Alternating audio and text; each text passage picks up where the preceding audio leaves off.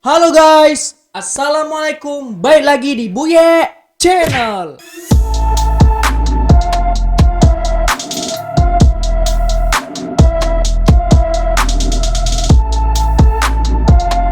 Baik guys, pada kesempatan kali ini saya akan mengangkat podcast yang berjudul Tanya Jawab seputaran kulkas inverter LG ya guys. Karena pada kesempatan sebelumnya kita telah membahas berbagai banyak podcast yang membahas tentang AC inverter. Jadi di sini kita ganti tema ya guys. Tapi untuk kalian pun yang masih banyak tentang pertanyaan di AC inverter bisa langsung chat saja di kolom komentar atau DM melalui DM Instagram dan lain sebagainya guys. Baik. Di sini saya sudah merangkum 6 pertanyaan mengenai kulkas inverter pada umumnya yang sering masuk kepada saya secara pribadi. Dan di sini saya harapkan sebelum kita memulainya, kalian sudah klik tombol subscribe dan aktifin notifikasinya sehingga kalian tidak ketinggalan nih video-video terbaru dari Buye Channel guys. Baik, langsung saja kita tanpa basa-basi langsung menjawab segala macam pertanyaan yang telah kalian berikan kepada saya guys. Di sini saya akan meringkas apa saja yang akan kita bahas pada kesempatan ini.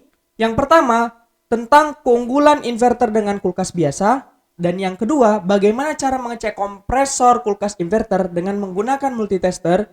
Dan yang ketiga, bagaimana menentukan PK kompresor pada kulkas inverter. Dan yang keempat, cara merubah kulkas inverter ke kulkas konvensional atau yang biasa. Kelima, kenapa kulkas saya tidak beku. Dan enam, kenapa kulkas saya bocor air dan bagian bawah tidak dingin guys. Baik. Jadi guys, di sini saya memaparkan inti-intinya supaya kalian tahu inti pembahasan kita pada kesempatan ini. Jadi di sini saya akan menjawab satu pertanyaan. Di sini saya tidak memberikan inisial siapa yang bertanya, cuman saya rangkul saja atau saya rangkap saja, langsung saja saya buatkan kontennya guys. Di sini dia bertanya kepada saya, "Assalamualaikum Bang, mau tanya nih keunggulan kulkas inverter apa sih ketimbang kulkas biasa pada umumnya? Makasih sebelumnya Bang." Baik, di sini saya akan menjawab pertanyaan mengenai keunggulan kulkas inverter dengan kulkas biasa. Jadi guys, tidak jauh beda AC inverter dengan kulkas inverter ya. Karena dia menggunakan teknologi inverter, sudah pasti dia hemat guys.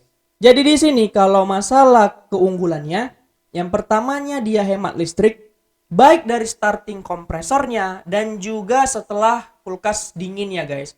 Jadi pada kulkas konvensional pun apabila dia sudah tercapai, dia akan mati hidup sifatnya sama seperti AC juga.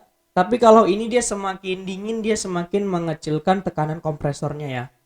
Jadi kalau saya bilang sih, kalau untuk dari watt saya sendiri telah mengukur untuk kulkas inverter, dia benar-benar hemat ya guys. Semakin ruangan itu dingin, dia semakin hemat. Yang kedua, biasanya kalau kulkas inverter ini dia garansi kompresornya itu lebih lama guys. Garansi kompresornya bisa mencapai 10 tahun. Dan biasanya sih desain inverter tuh lebih keren ya, lebih elegan sih kalau saya bilang. Cuman ya itu tergantung kalian. Tapi kalau untuk kalian bertanya keunggulannya, menurut saya sih seperti itu. Jadi tergantung selera kalau masalah desain ya. Jadi kalau untuk keunggulan yang pastinya secara umum hemat listrik guys, itu intinya. Dan langsung saja saya jawab nih pertanyaan nomor 2 nih guys. Karena kalau menurut saya sih pertanyaan nomor satunya udah saya jawab ya. Pertanyaan nomor 2-nya, Bang, mau nanya bagaimana ya mengecek kompresor kulkas dengan multitester untuk bisa memastikan kompresor tidak rusak. Jadi guys, pada kesempatan ini, pada podcast ini saya akan menjawab pertanyaan nomor 2 seputaran tentang permasalahan pada kulkas inverter ya. Saya sudah banyak sih membuat konten-konten istilahnya memastikan kompresornya, apa aja kerusakan di kulkas inverter. Mungkin salah satu kontennya akan saya taruh di atas, bisa kalian cek mungkin untuk mengetahui pastinya secara teori dan juga prakteknya bagaimana mengetahui kulkas inverter ini kompresornya bagus atau tidak ya guys. Jadi pada kesimpulannya, cara mengeceknya dengan AC inverter pun juga sama. Ukur tahanan ketiga kabel kompresornya, UVW-nya itu dia harus tahanannya itu sama guys. Jadi saya pernah mengukur tahanan untuk kompresor freezer, dia biasanya 0,14 ohm ya. Cukup kecil tahanannya, jadi di sini kalian harus bisa pastikan ketiga-tiganya dia itu tahanannya 0,14. Dan di sini sih saya sarankan kalian menggunakan multitester digital ya, karena apabila kalian menggunakan multitester yang analog, mungkin sedikit sulit sih kalau saya membaca jarumnya, tapi tergantung sekalian bebas mau pilih yang mana, yang pastinya tahanannya itu harus sama ketiganya, 0,14 ohm. Baik, itulah yang dapat saya jawab dari pertanyaan yang kedua. Semoga sudah bisa menambah sedikit referensi kalian apabila kalian kedapatan permasalahan kompresornya tidak hidup ya guys, untuk memastikan antara PCB atau kompresornya. Tapi kalau masih kurang paham bisa langsung chat di kolom komentar. Baik, saya akan lanjut ke pertanyaan yang ketiga nih. Bang, bagaimana menentukan PK kompresor pada kulkas inverter? Apakah sama dengan kulkas konvensional? Jadi jawabannya guys, kalau saya dulu kan kalau misalnya tentang berbicara maksudnya kulkas konvensional, apabila kita melihat pintunya aja kita udah tahu PK ukuran kompresornya ya. Misalnya satu pintu dengan 1/8 PK, dua pintu 1/6 PK, dua pintu besar 1/4 PK gitulah ya kan. Kita bisa tahu dari model istilahnya bentuk fisik kulkasnya kita bisa menentukan PK-nya. Tapi kalau misalnya di kompresor di inverter, kalau saya sih mengacunya sih dari nomor mesinnya guys. Saya tidak lagi berpatokan kepada ukuran kulkasnya. Misalnya gini, pada freezer kadang mesinnya misalnya 089 dipakai juga di kulkas yang satu pintu ataupun yang dipakai juga di kulkas yang dua pintu. Jadi di sini kalau untuk masalah menentukan PK-nya kalau saya bilang berbeda ya dengan kulkas konvensional, tapi di inverter kita fokus nengok nomor mesinnya aja nih guys. Jadi apa nomor mesinnya kita bisa cek di datasheetnya. Jadi beda ya, tidak sama lagi dengan konvensional. Yang pastinya kami sekarang untuk melihat ukuran kompresor tinggal melihat nomor kompresornya guys. Jadi di situ bisa kita langsung tahu berapa takaran freon dan lain sebagainya. Jadi berbeda ya cara membaca ukuran kompresornya ya. Tidak menentukan dari pintu ukuran, menentukan langsung di nomor mesinnya menurut saya. Tapi kalau kalian bisa punya referensi sendiri bisa kalian taruh saja di kolom komentar, kita saling sharing dan bertukar pikiran guys. Oke. Jadi itu mungkin pertanyaan nomor 3 yang bisa saya paparkan untuk kalian. Kita langsung jawab pertanyaan yang keempat nih guys. Yang keempat, cara merubah kulkas inverter ke kulkas konvensional. Jadi saya sering kali nih guys, saya ingin bercerita. Misalnya saya saat mengerjakan kulkas, misalnya saya lagi ngecek kulkas inverter nih kan di rumah konsumen. Rupanya saya lihat kulkasnya tercongkel nih guys. Kulkasnya tercongkel. Jadi dia rusak mesinnya karena ada masuk air itu guys, mesinnya rusak, evaporatornya pun udah bocor. Jadi dia berinisiatif, "Bang, bisa nggak dirubah nih Bang, nggak usah pakai inverter lagi lah, langsung aja dipakaikan yang ke konvensional yang biasa." Jadi kalau menurut saya sih kalau kita rubah dari inverter ke konvensional itu memerlukan biaya juga cukup besar ya guys, dimana kita harus mengganti mesin kompresornya. Dan juga kita ya kalau misalnya kulkas 2 pintu pakai otomatisnya, ataupun kalau misalnya freezer nggak terlalu gitu ya, cuman ya kita harus mengganti mesinnya, ya harga mesin pun juga lumayan mahal ya guys. Jadi kalau cara merubahnya itu ya tinggal ganti kompresor, terus pun PCB-nya kita ubah juga menggunakan sistem kalau yang 2 pintu pakai otomatis, tapi kalau satu pintu tidak perlu ya, harus tinggal pakai termostat saja. Tapi kalau saya sarankan sih nggak usah dirubah-rubah lah ya guys, karena udah memang standar pabrikan inverter, ya udah pakai aja inverter karena takutnya nanti ada efek panjang di waktu lainnya. Tapi di sini saya harapkan sih kalian, bukan berarti saya menyampaikan ini saya mendukung kalian merubah pula ke konvensional ya, malah saya menyarankan di sini ikutin aja sih, misalnya kulkas inverter aja, konvensional aja. Kenapa? Karena kan sayang nih guys, kulkas inverter nih kan dia garansi mesinnya 10 tahun. Kalau hanya untuk dirubah ke konvensional kan jadi semua garansi biasanya batal ya apabila produk itu udah di repair atau diubah dari ketetapan dasarnya. Baik.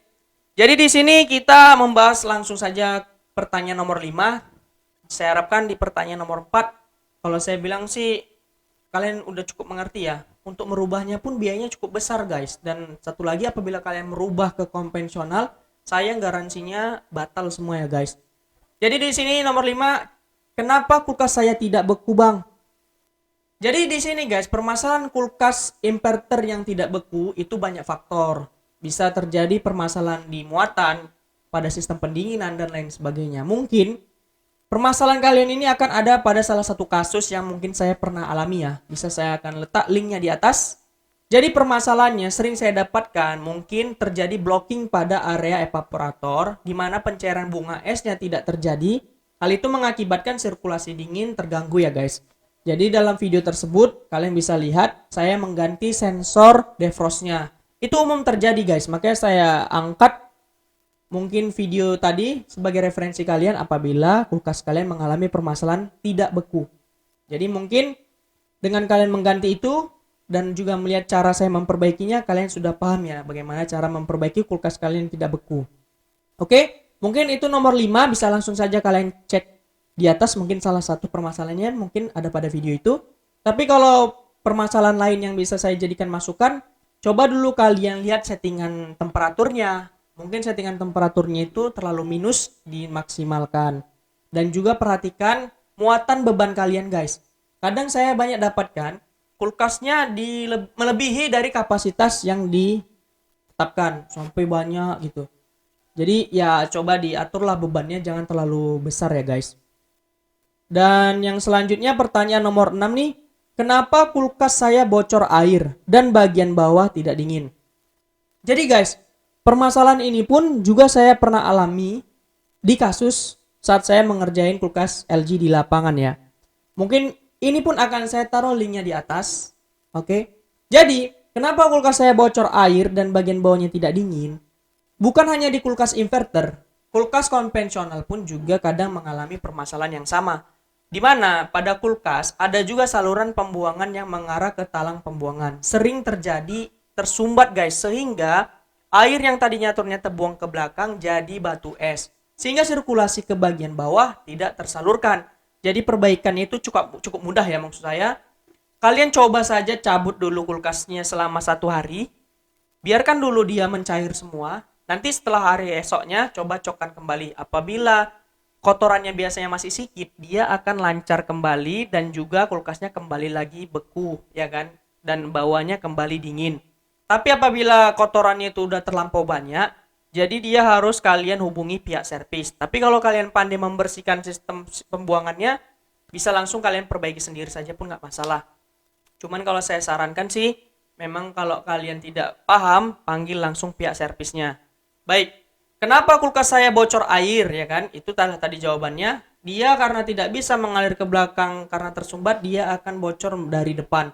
Dan bagian bawah tidak dingin, yaitu tadi kayak saya bilang, karena dia beku, karena air itu nggak mengalir kena dingin, dia akan beku-beku sehingga menutup saluran sirkulasi ke bawah. Jadi mungkin itu saja sudah menjawab pertanyaan dari kalian.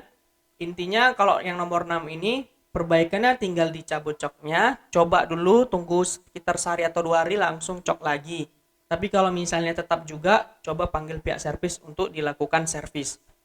Mungkin itu saja yang dapat saya sampaikan guys. Seputaran 6 pertanyaan yang kalian paparkan kepada saya. Apabila kalian masih banyak pertanyaan mengenai kulkas inverter, bisa chat saya langsung di media saya seperti WhatsApp, Instagram, dan lain sebagainya. Atau komen di kolom komentar di YouTube ya. Kita akan bahas satu-satu, kita akan paparkan satu-satu semampu saya. Di sini hanya forum sharing, tidak ada maksud untuk menggurui. Karena saya sadar saya masih banyak kekurangannya nih guys.